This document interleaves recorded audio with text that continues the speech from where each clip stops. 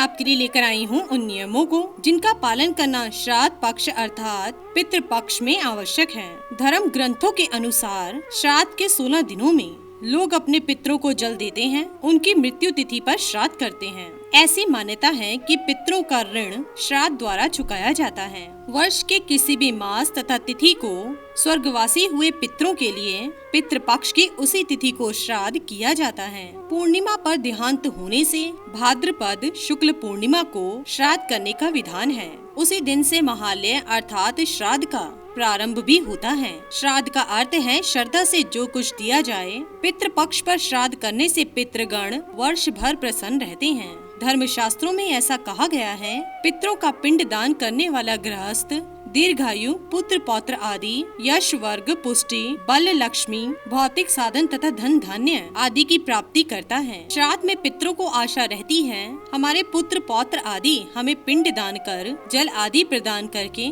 संतुष्ट करेंगे। इसी आशा से वह पितृलोक से पृथ्वी लोक पर आते हैं। यही कारण है कि हिंदू धर्म शास्त्रों में प्रत्येक हिंदू गृहस्थ को पितृपक्ष श्राद्ध में अनिवार्य रूप से करने के लिए कहा गया है। श्राद्ध से जुड़ी हुई ऐसी कई बातें हैं जो बहुत ही कम लोग जानते हैं, परंतु ये बातें श्राद्ध करने से पूर्व जान लेना बहुत ही जरूरी है, क्योंकि कई बार पितृपक्ष पर श्राद्ध न करने से पितृ श्राप भी दे देते हैं। तो चलिए जानते हैं उन महत्वपूर्ण नियमों को जिनका पालन करना इस पक्ष में आवश्यक है। पहला नियम है, श्राद्ध क्रम में गाय का दूध, दही, घी काम में लेना चाहिए। यह ध्यान रखिए कि गाय को बच्चा हुए 10 दिन से अधिक हो चुके हों। 10 दिन के अंदर बछड़े को जन्म देने वाली गाय के दूध का उपयोग श्राद्ध क्रम में नहीं करना चाहिए। अगला नियम है, श्राद्ध क्रम में चांदी के बर्तनों का उपयोग राक्षसों का नाश करने के लिए भी माना गया है। पितरों के लिए चांदी के बर्तन में सिर्फ पानी ही दे दोगे तो वो अक्षय तृतीया का कारक होता है। पितरों के लिए अर्घ्य पिंड और भोजन के लिए भी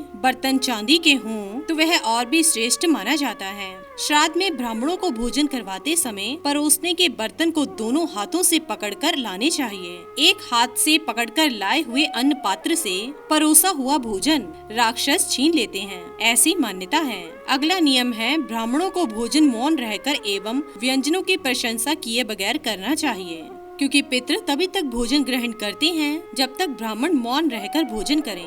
अगला नियम है, जो पितृ शस्त्र आदि से मारे गए हों उनका श्राद्ध मुख्य तिथि के अतिरिक्त चतुर्दशी को भी करना चाहिए, इससे वह प्रसन्न होते हैं। श्राद्ध गुप्त रूप से करना चाहिए। पिंड दान पर साधारण व नीच मनुष्यों की दृष्टि पड़ने से वह पितरों तक नहीं पहुंचता। अगला नियम है, श्राद्ध में ब्राह्मण को भोजन करवाना आवश्यक है। जो बिना ब्राह्मण के श्राद्ध क्रम करता है उसके घर में पितृ भोजन नहीं करते बल्कि श्राप देकर लौट जाते हैं। अगला नियम है, श्राद्ध में जौ, कांगनी, मटर और सरसों का उपयोग श्रेष्ठ रहता है। तिल की मात्रा अधिक होने पर श्राद्ध अक्षय हो जाता है।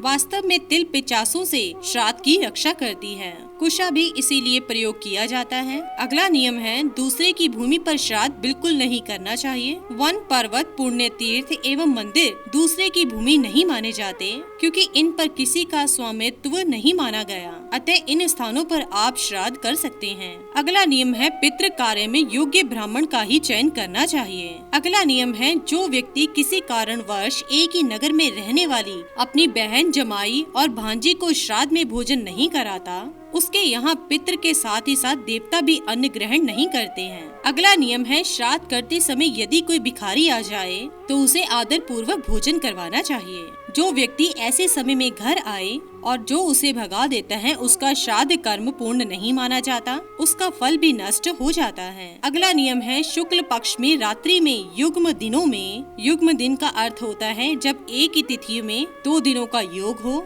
तथा अपने जन्मदिन पर कभी भी श्राद्ध नहीं करना चाहिए। धर्म युक्त के अनुसार साय काल का समय राक्षसों के लिए होता है। यह समय सभी कार्यों के लिए निमृत है, अतः शाम के समय श्राद्ध कर्म नहीं करना चाहिए। अगला नियम है, श्राद्ध में प्रसन्न पितृगण मनुष्य को पुत्र, धन, विद्या, आयु, आरोग्य, लोकी, सुख, मोक्ष तथा स्वर्ग प्रदान करते हैं और श्राद्ध के लिए शुक्ल पक्ष की अपेक्षा कृष्ण पक्ष को श्रेष्ठ माना गया है। अगला नियम है, श्राद्ध में इन चीजों का होना अनिवार्य है। गंगा जल, दूध, शहद, दोहित्री, कुश व तिल। केले के पत्ते पर श्राद्ध का भोजन निषेध है। सोने, चांदी, कांसे, तांबे के पात्र उत्तम माने गए हैं। इनके अभाव में आप पत्तल का प्रयोग कर सकते हैं। तुलसी से पितृगण प्रसन्न होते हैं। ऐसी मान्यता है कि पितृगण गरुड़ पर सवार होकर पितृलोक को जाते हैं। तुलसी से पिंड की पूजा करने से पितृलोक प्रलय काल तक संतुष्ट रहते हैं। अगला नियम है रेशमी, कंबल, ऊन, लकड़ी, तृण, पर्ण,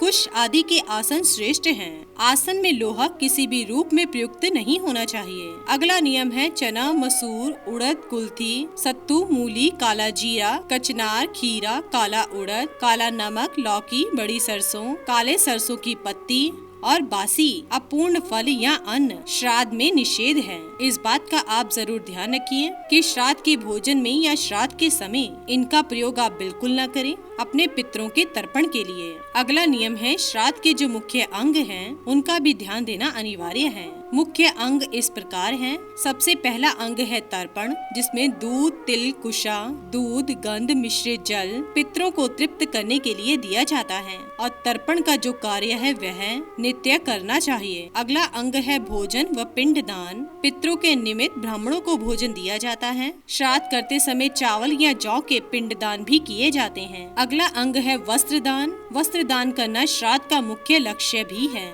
इसके बाद अगला अंग आता है दक्षिणा दान। जब तक भोजन कराकर वस्त्र और दक्षिणा नहीं दी जाती, उसका फल नहीं मिलता। तो इन अंगों का आप ध्यान रखिए। तर्पण दैनिक करें। अगला नियम श्राद्ध पक्ष का है। श्राद्ध तिथि के पूर्व ही यथाशक्ति विद्वान ब्राह्मणों को भोजन के लिए बुलावा दें। श्राद्ध के दिन भोजन के लिए आए ब्राह्मणों को दक्षिण दिशा में बिठाएं। अगला नियम है पितरों की पसंद का भोजन दूध, दही, घी और शहद के साथ अन्न से बनाए गए पकवान जैसे खीर आदि हैं। इसलिए ब्राह्मणों को ऐसे भोजन कराने का विशेष ध्यान रखें। अगला नियम है जो भी भोजन आप तैयार करते हैं उसमें से गाय, कुत्ते, कौवे, देवता और चींटी के लिए थोड़ा सा भाग जरूर निकालें। इसके बाद हाथ जल, अक्षत यानी चावल, चंदन, फूल तथा तिल लेकर ब्राह्मणों से संकल्प लें। अगला नियम है कुत्ते और कौवे के निमित्त आपने जो भोजन निकाला है वह भोजन आप कुत्ते और कौवे को ही कराएं। किंतु देवता और चींटी का जो भोजन है वह आप गाय को खिला सकते हैं। इसके बाद ही ब्राह्मणों को भोजन कराएं। पूरी विधि से भोजन कराने के बाद ब्राह्मणों के मस्तक पर तिलक लगाकर यथाशक्ति कपड़े, अन्न और दक्षिणा का दान करें। अगला नियम है ब्राह्मण को भोजन के बाद घर के द्वार तक पूरे सम्मान के साथ विदा करके आएं, क्योंकि ऐसा माना जाता है कि ब्राह्मणों के साथ साथ पितृलोक भी चलते हैं। ब्राह्मणों के भोजन के बाद ही अपने दोस्तों, परिजनों और रिश्तेदारों को भोजन कराएं। तो दोस्तों ये थे वे नियम जिनका ध्यान रखना इस अवधि में आपके लिए अनिवार्य है। इसी के साथ ही दोस्तों अगर आपको ये वीडियो पसंद आया हो तो इसे आप लाइक कीजिए, अपने दोस्तों, रिश्तेदारों के साथ शेयर कीजिए और सब्सक्राइब कीजिए। साथ ही साथ बेल आइकन को प्रेस करें ताकि नया नोटिफिकेशन आप तक सबसे पहले पहुंच सके। धन्यवाद दोस्तों।